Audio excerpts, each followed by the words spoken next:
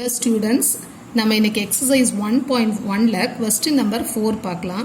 எப்போவுமே என்னுடைய வீடியோஸை நான் வந்து ரிப்பீட்டடாக இருக்க சம்ஸை வந்து உங்களுக்கு நான் போட மாட்டேன். உங்களுக்கு நான் அதையும் திரும்ப போடணும் அப்படின்னா நீங்கள் உங்களுடைய கமெண்ட் பாக்ஸில் நீங்கள் எக்ஸ்பிளைன் பண்ணுங்கள், டிஸ்கிரைப் பண்ணுங்கள், நான் போடுறேன் உங்களுக்கு.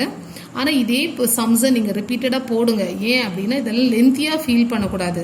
இதெல்லாம் உங்களுக்கு 5 மார்க் கொஸ்டின்ஸாக வரும். அதே நேரத்தில் இந்த மாதிரி கொஸ்டின்ஸை நீங்கள் ப்ரிப்பேர் பண்ணியிருந்தீங்கன்னா நீங்கள் ஈஸியாக முன்னாடி இருக்கிற ரேங்க் மெத்தட் ஈஸியாக கற்றுக்கலாம். ஸோ அதனால் எப்போவுமே நீங்கள் வந்து இந்த மாதிரி சம்ஸை ப்ரிப்பேர் பண்ணி வச்சுக்கோங்க. உங்கள் எக்ஸாமுக்கு ஈஸியாக இருக்கும். அதே ரிப்பீட்டட் சம்ஸ் கூட உங்களுக்கு நான் ரிப்பீட்டடாக இருக்கிற சம்ஸை உங்களுக்கு திரும்ப திரும்ப போட விருப்பப்படல. நீங்கள் போடுங்க. You have to practice all the sums. நான் இப்போ விட்ட சம்ஸை நீங்கள் ப்ராக்டிஸ் பண்ணுங்கள். உங்களுக்கு புரியல அப்படின்னா நீங்கள் கமெண்ட் பண்ணுங்கள். நான் உங்களுக்கு திரும்பவும் நான் உங்களுக்கு எக்ஸ்பிளைன் பண்ணி சொல்லித்தரேன். இங்கே அதே கொஸ்டின் தான், ஆனால் இதில் கொஞ்சம் வித்தியாசமான சொல்யூஷன் வரும். அதனால தான் இதையும் நான் போட்டிருக்கேன். ஷோ த ஈக்குவேஷன்ஸ் என்ன கேட்குறாங்களா, it is consistent. You have to show the solution is consistent. At the same time you have to solve by rank method. அப்போ இதோடைய முன்னாடி கொஸ்டின் பார்த்தீங்கன்னா you have to solve by rank method அப்படின்ற ஒரே question தான் இருக்கும். இந்த கன்சிஸ்டன்ட்னு இருக்காது. பட் த சேம் தான். whenever you want to findனால the system is consistent, you can have the solution தான். சொல்யூஷன் எப்பெல்லாம் வருமோ அப்போல்லாம் சிஸ்டம் கன்சிஸ்டண்ட்டாக தான் இருக்கும். ஆனால் என்ன மெத்தடில் வருது அதை தான் நம்ம பார்க்கணும். By using a rank method. அப்போ ஃபஸ்ட்டு இந்த மாதிரி சம்மை உங்களுக்கு நான் ஃபஸ்ட்டு ஸ்டெப் என்ன பண்ணணும்னு சொல்லி கொடுத்துருக்கேன். மேட்ரிக்ஸ் ஃபார்மில் எழுதணுமா. மேட்ரிக்ஸ் ஃபார்ம்லனா வேரியபிளை ஃபஸ்ட்டு எழுதுங்க. இந்த பக்கம் கான்ஸ்டன்ஸை எடுத்துக்கோங்க. ஸோ கான்ஸ்டன்ட்டை ஏ, வேரியபிளை XYZ X equal to B. அப்போ ஃபஸ்ட்டு கான்ஸ்டன்ஸை எழுதிக்கிறேன். நான் ஸ்ட்ரைட்டாகவே ஸ்டெப்ஸுக்கு போயிட்டேன். First matrix form. ஸோ 5 3 7 3 26 2 7 2 10. இது மேட்ரிக்ஸில் இருக்கிற constants. Variable XYZ it is equal to உங்களுடைய டேர்ம். என்னென்ன constants 4 9 5. First step over. Matrix எழுதினோடனே இது என்ன ஃபார்மில் இருக்குது, AX is equal to B ஃபார்மில் இருக்குது. ஒரு ஸ்டெப்பு ஓவர் ஆயிடுச்சு. அடுத்தது நம்ம என்ன பண்ண போகிறோம், ரேங்க் மெத்தட் கண்டுபிடிக்க போகிறோம். அதுக்கு என்ன ஃபார்ம் எழுதணும்னு சொன்னேன், ஆர்கியூமெண்டட் ஃபார்ம். அப்போனா A,Bன்னு எக்ஸ்ப்ரெஸ் பண்ண போகிறோம்னு அர்த்தம். அப்போ 5 3 7 வேரியபிளை விட்டுறணும். 3 26 2 7 2 10 4 9 5. ஏயும் எழுதியாச்சு, பியும் எழுதியாச்சு. நான் இப்போ உங்களுக்கு அதை செப்பரேட் பண்ண விருப்பப்படல. ஆனால் எப்போவுமே இந்த மாதிரி கொச்சன்னு என்னது டிஃப்ரெண்ட் வேரியபிள் பாரு, எல்லாமே ப்ரைம் நம்பர்ஸாக இருக்கும். உங்களுக்கு ஈஸியாக அதை மாற்ற முடியாமல் இருக்குது. ஆனால் நீங்கள் அதை எதையுமே கன்சிடர் பண்ணக்கூடாது. ஈஸியாக இருக்கிறதுக்கு நான் என்ன பண்ணிட்டேன், எப்போவுமே இந்த ஸ்டெப் என்ன பண்ணணும், இந்த பிளேஸில் 1 இருக்கணும் இல்லையா. அப்போ எப்போ 1 இருக்கணும், ஒன்று இதை எதாவது யூஸ் பண்ணி 1 இருக்கா பார்க்கணும். இல்லை, அதனால் நான் ஈஸியாக இருக்கிறதுக்கு டிவைடட் பை 5 போட்டுருவேன். அப்போ என்ன பண்ண போகிறேன், so this is R1 R2 R3. இங்கே போடுற நம்ம எல்லாம் எலிமெண்ட்ரி டிரான்ஸ்ஃபார்மேஷன்ஸ்னு சொல்லுவோம். R1 நான் என்ன பண்ண போகிறேன், எனக்கு 5 வேண்டாம், 1 தான் வேணும். அதனால் அந்த R1 ஃபர்ஸ்ட் ரோவை 5ஆல் நான் டிவைட் பண்ணும்போது எனக்கு அந்த 5 டிவைடட் பை 5 என்ன ஆயிரும், 1 ஆயிரும். ஸோ அதை ஒண்டி நான் பண்ண போகிறேன். So 5 divided by 5. ஸோ இங்கே 3 பை 5, இது 7 பை 5, இது 4 பை 5. அவ்வளோதான். மற்ற எதையுமே நான் சேஞ்ச் பண்ணலை. ஃபஸ்ட்டு ஸ்டெப்பு முடிச்சிட்டேன். 2 9 7 2 10 5. இந்த ஃபஸ்ட்டு ஸ்டெப்பு 1 ஆனவுடனே அடுத்த ஸ்டெப் நம்ம என்ன பண்ணணும், இது 2 0 ஆக்கணும் இல்லையா. அதுக்கு உங்களுக்கு ஈஸியாக சொல்லி கொடுத்தேன். எப்படி R2 R3 நான் 0வாக மாற்றணும்னா இந்த எலிமெண்ட்ரி டிரான்ஸ்ஃபார்மேஷனுக்கு எப்படி சொல்லி கொடுத்துருக்கேன். As it is you will write this R2 R3.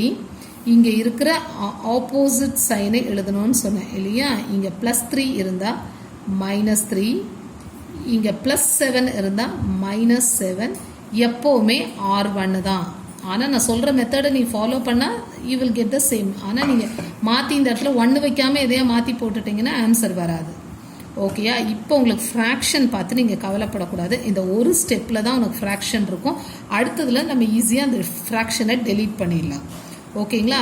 இப்போ நம்ம ரஃப் காலம்க்கு போகிறோம். என்ன rough காலமில் R2 -3 times of R1 R2 பண்ணணும். அடுத்தது 3 டைம்ஸ் ஆஃப் R1. R2 என்ன இருக்குது, 3 26 2 9. இப்போ R1 3ஆல் மல்டிப்ளை பண்ணணும் அப்படின்றத சொல்லிட்டே வரணும். அப்போ நியூமரேட்டரை 3ஆல் மல்டிப்ளை பண்ணணும். டினாமினேட்டர் ரிமைன்ஸ் சேம், அதை ஞாபகம் வச்சுக்கணும். அப்போ 3 1s are 3, 3 3s are 9/5. அதே மாதிரி 7 3s are 21/5, 4 3s are 12/5. Confuse ஆகிக்கக்கூடாது. இப்போ நமக்கு மைனஸ் இல்லையா, மைனஸ் மைனஸ் மைனஸ் மைனஸ். இப்போ எல்சிஎம் எடுக்கும்போது தான் நீங்கள் கேர்ஃபுல்லாக பண்ணணும். இது 0 தான். இது 26 5s are 130. 130ல் 9 போயிடும். 130ல் 9 போயிடுச்சுன்னா 121/5. அதே மாதிரி 5 2s are 10. 10ல் பிகர் நம்பர் இது இல்லையா, ஸோ -11. அதே மாதிரி டிவைடட் பை 5. 9 5s are 45. 45ல் 12.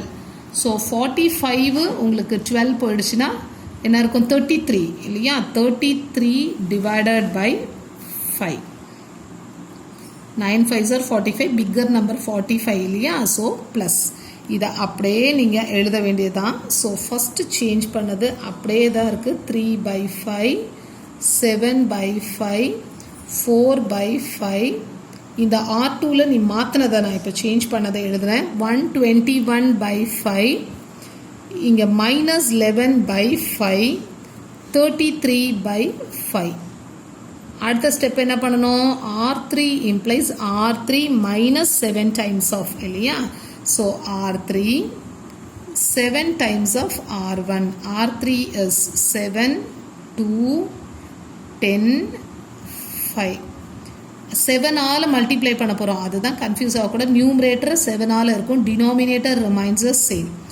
So 7 1s are 7, 7 3s are 21, 7 7s are 49, 7 4s are 28/5. திரும்ப மைனஸ் மைனஸ் மைனஸ் மைனஸ். திரும்ப என்ன பண்ண போகிறோம், எல்சிஎம் எடுக்க போகிறோம். So 5 2s are 10. 10ல் போயிடுச்சுன்னா ஸோ -11/5, 50. ஸோ 50ல் 49 போயிடுச்சுன்னா 1 + 1/5, 5 5s are 25. ஸோ -3/5. அப்படியே ரீப்ளேஸ் பண்ணுங்கள். 0 -11/5, 1/5, -3/5. நீங்கள் இந்த சம் போடும்போது இந்த மாதிரி ஃப்ராக்ஷன்ஸை பார்த்து பயப்படக்கூடாது. இப்போ உங்களுக்கு ஈஸியாக நான் ஃப்ராக்ஷனை டெலீட் பண்ணிடுவேன். This is R2 right, this is R3. இந்த R2வை நான் என்ன பண்ண போகிறேன், R2வை டிவைடட் பை 5 சாரி இன்ட்டு 5 போட்டால் கேன்சல் ஆயிரும், கரெக்டுங்களா.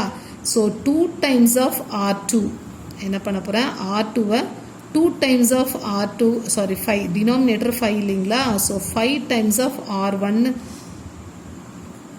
என்ன பண்ண போகிறேன், அடுத்த எலிமெண்ட்ரி டிரான்ஸ்ஃபார்மேஷன்ஸ் தான் சொல்லித்தரேன். இதை இன்ட்டு 5 போட்டால் இந்த 5 5 கேன்சல் ஆயிரும்.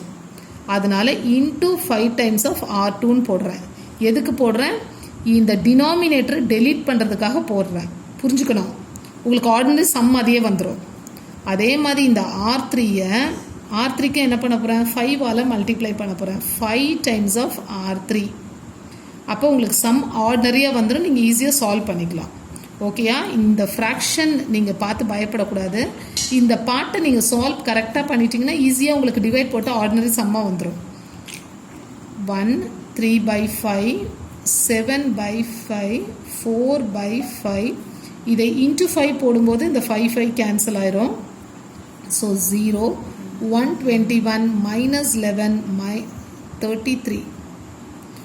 இங்கேயும் இன்ட்டு 5 போடும்போது இந்த 5 எல்லாம் டினாமினேட்டரில் இருக்க 5 எல்லாம் போயிடும். ஸோ -11 1 -3.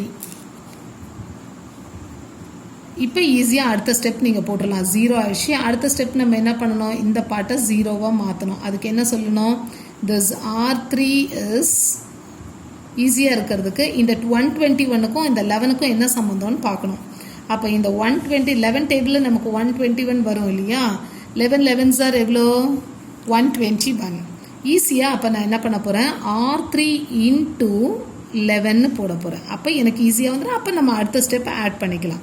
அப்போ இந்த ஸ்டெப்ஸில் இந்த இடத்த ஒண்டி என்ன பண்ண போகிறேன், இன்ட்டு 11ஆல் பண்ண போகிறேன். ஓகேயா? So a, b transpose to எப்படி இருக்கா? சேஞ்சஸ் டு அது 1 3/5 அப்படியே தான் இருக்கு. 7/5 4/5 இந்த ஸ்டெப் அப்படியே தான் இருக்கு. 121 minus 11 33 இந்த ஸ்டெப்பை 11ஆல் மல்டிப்ளை பண்ண போகிறேன். ஸோ minus 121 11ஆல் மல்டிப்ளை பண்ண போகிறேன். 11 3s are 33. இப்போ நீட்டாக என்ன பண்ண போகிறீங்க? இப்போ அடுத்த என்னுடைய எய்ம் என்ன? இந்த பார்ட் 0 ஆக்க. So just when you're adding you will get right. So R3 implies இந்த R3ஓ R2ஓட ஆட் பண்ணும்போது உங்களுடைய ஸ்டெப் கரெக்டாக ஃபுல்ஃபில் ஆகிடுறீங்க. எக்லோன் ஃபார்முக்கு வருது. உங்களுடைய எய்ம் எக்லோன் ஃபார்மை தான் பிளான் பண்ணணும். அப்போ இந்த இடம் 0 ஆக்கணும். So implies 1 3/5 7/5 4/5 0 121 minus 11 33. இப்போ இதை ஆட் பண்ணும்போது பாருங்களேன், இது 0 இது 0 இது 0 minus 33 plus 33 also 0. இப்போ உங்களுக்கு இந்த எக்லோன் ஃபார்ம் வந்துருச்சு. இப்போ நமக்கு இந்த மாதிரி என்ன ரேங்க் ஏ என்ன பி என்னன்னு ஈஸியாக இருக்கிறதுக்கு நான் எழுத போகிறேன். ஓகேங்களா? அப்போ இந்த rank of A is equal to அது பார்த்தா இங்கே மொத்தமே நான்-ஜீரோ ரோஸ் எத்தனை இருக்குது? 2 தான் இருக்குது. ஏபி பார்த்தாலும் உங்களுக்கு பாருங்கள் 2 தான் இருக்குது. ஸோ ரேங்க் ஆஃப் ஏன்றதும் 2 தான், ரேங்க் ஆஃப் ஏபின்றதும் 2 தான். இப்போ நமக்கு ஃபஸ்ட்டு ஆனால் இங்கே கொஸ்டின் கேட்கும்போது கன்சிஸ்டண்ட்டான்னு சொல்கிறாங்க. ஆனால் நீ படித்த ப்ராப்பர்ட்டியை எழுதுங்க. Rank of A equal to rank of AB தான். இது ரெண்டும் ஈக்குவலாக தான் இருக்குது. ஆனால் என்ன இருக்குது? லெஸ் தேன் என்ன இருக்கு? என்னன்றது என்ன? உங்களுக்கு நம்பர் ஆஃப் அன்னோன்ஸ். அன்னோன்ஸ் நம்மக்கிட்ட எத்தனை இருக்கு? X Y Z 3 unknowns. அப்போ நமக்கு 2-ஐ விட என்னது 3-ஐ விட கம்மியாக இருக்குது இல்லையா? அதனால நம்ம என்ன சொல்ல போகிறோம்? The system is consistent. இவன் சொல்லும் போதெல்லாம் நம்ம இந்த சொல்யூஷனை எழுதணும். இந்த system is consistent and has இது கம்மியாக இருந்ததுன்னா என்ன சொல்யூஷன் சொன்னோம்? and has infinitely many solutions. Infinitely many solutions. ஆனால் இதோட ஆன்சர் என்ன நம்ம கண்டுபிடிக்கணும். திரும்ப அடுத்த ஸ்டெப் என்ன சொல்லுவோம்? ஆன்சர் என்னன்னு கண்டுபிடிக்கணும். சால்வ் கேட்குறான் இல்லையா? ஸோ இதை ஈக்குவேஷன் ஃபார்முக்கு திரும்ப என்ன பண்ணணும்? மேட்ரிக்ஸில் ஃபார்முலேருந்து நீங்கள் ரீப்ளேஸ் பண்ணணும். அப்போ உன்னுடைய ஈக்குவேஷன் என்ன இருக்கும்? 1 3/5 7/5 இல்லைங்களா? அதை அப்படியே ஈக்குவேஷனாக மாற்றிக்கோங்க. அப்போ உன்னுடைய ஃபார்ம் என்ன இருக்கும்? X plus 3/5 Y plus 7/5 Z it is equal to 4/5. First equation. அடுத்தது இது எக்ஸு, இது ஒய், இது Z. So 121 Y minus 11z is equal to 33. அடுத்த ஈக்குவேஷனே கிடையாது. நல்லா புரிஞ்சுக்கிட்டீங்கன்னு நினைக்கிறேன். இங்கே 2 ஈக்குவேஷன்ஸ் தான் இருக்குது, மூணாவது இல்லை பாருங்க. ஸோ இது X Y Z equal to constant, X கிடையாது, ஒய் இசட் ஈக்குவல் டு. ஆனால் ஈக்குவேஷனில் பார்த்தீங்கன்னா 3 வேரியபிள்ஸ் ஹேவிங் 2 ஈக்குவேஷன்ஸ். அப்போ நம்ம சால்வ் பண்ண முடியாது இல்லையா? அதனால நம்ம ரெடியூஸ் பண்ணுறோம். எப்படி? 2 ஈக்குவேஷன்ஸ் இருந்தால் 2 வேரியபிள்ஸ் தான் இருக்கணும். ஓகேயா? அதனால புட் இசட் ஈக்குவல் டு என்னது கே, இல்லை என்ன வேணுமோ போடலாம். இட் ஆக்ட்ஸ் அஸ் அ கான்ஸ்டன்ட்ன்றதை மறந்துடக்கூடாது.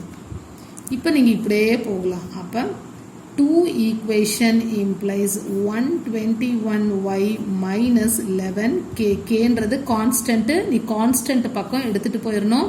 நீங்கள் பார்த்துக்கிட்டே இருந்தால் தப்பாயிடும் சம்மு. 33 minus 11k that is equal to y is equal to இதில் கான்ஸ்டண்ட்டாக என்ன இருக்குது? 11 இருக்கா? ஸோ 11 காமனாக எடுத்துட்டா 11 3s are 33 minus k divided by minus 11k. இந்த பக்கம் தான் plus 11k இல்லையா? plus divided by 121.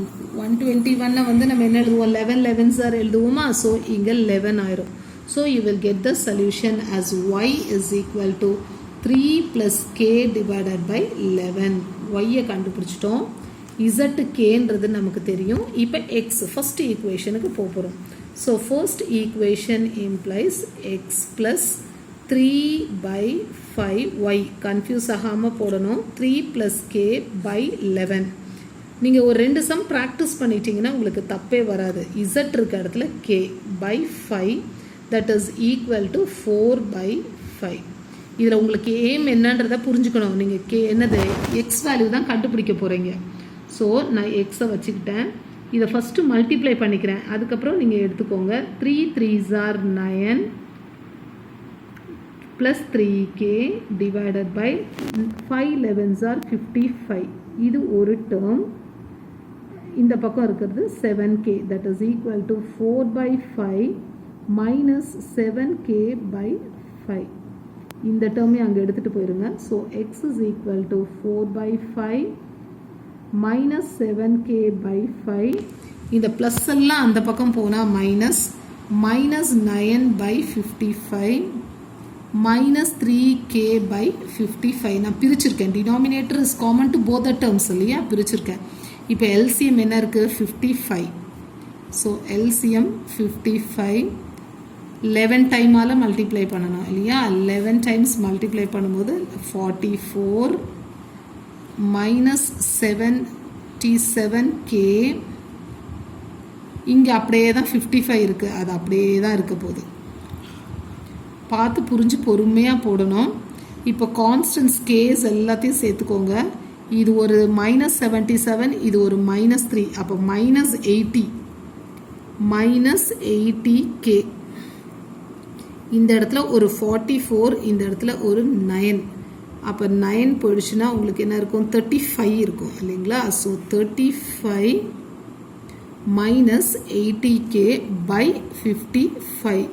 இதில் கூட நம்ம 7 5s இது எழுதலாம். அதே மாதிரி இதை 16 5s எழுதலாம். அப்போ ஈஸியாக உங்களுக்கு கேன்சல் பண்ணிடலாம். அப்போ எக்ஸ் இஸ் ஈக்குவல் டு இதை 7 5s எழுதிட்டேன். இதை என்ன பண்ண 16 × 5 × k உங்களுக்கு புரியறதுக்காக எழுதிக்கிட்டேன். 11 5s 55. எல்லா 5யும் கேன்சல் பண்ணிடுங்க. So you will get it as X is equal to 5 cancel ஆயிடுச்சு. ஸோ 7. அதே மாதிரி 16 இருக்குது. 5 கேன்சல் ஆயிடுச்சு 16k divided by as it is 5 cancel ஆயிடுச்சு. ஸோ 11.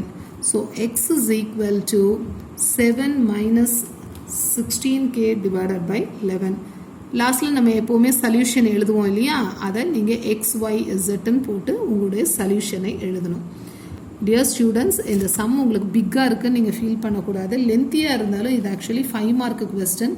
நீங்கள் இருக்கிற யூனிக் சொல்யூஷன் ஒன்று போட்டு பாருங்கள். அதே மாதிரி இன்ஃபைனைட்லி மெனி சொல்யூஷன்ஸ் இந்த டைப் ஒன்று போட்டு பாருங்கள். இதில் மிச்சம் இருக்கிற சம்ஸ் எல்லாம் இதே டைப்ஸ் தான். உங்களுக்கு நீங்கள் ப்ராக்டிஸ் பண்ணுங்கள். உங்களுக்கு எங்கேயாவது தப்புன்னு ஃபீல் பண்ணிங்கன்னா நீங்கள் கமெண்ட் பண்ணுங்கள்.